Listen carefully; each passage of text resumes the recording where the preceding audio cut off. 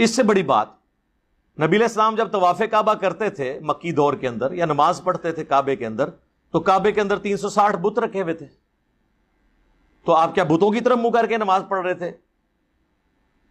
اس لیے پڑھ رہے تھے کہ کعبے کی دیوار سترا بن جاتی تھی، وہ کعبے کے اندر تھے، تو ان بتوں اور رسول اللہ کے درمیان کعبے کی دیوار سترے کے طور پہ آ جاتی تھی۔ یہ دیکھیے 2478 نمبر روایت صحیح بخاری کی، وَحَوْلَ الْكَعْبَةِ، حول کہتے ہیں اطراف یعنی ارد گرد چاروں طرف۔ اب دیکھیے یہی روایت اردو میں، نبی کریم صلی اللہ تعالیٰ علیہ وسلم فتح مکہ کے دن جب مکہ میں داخل ہوئے تو خانہ کعبہ کے چاروں طرف 360 بت تھے۔ آپ صلی اللہ علیہ وسلم کے ہاتھ میں ایک چھڑی تھی جس سے آپ ان بتوں پر مارنے لگے اور فرمانے لگے حق آ گیا اور باطل مٹ گیا۔ اب انجینئر مرزا کیونکہ چیخ پکار کے کہہ رہا ہے کہ خانہ کعبہ کے اندر بت تھے، تو انجینئر صاحب اس پر دلیل دیں۔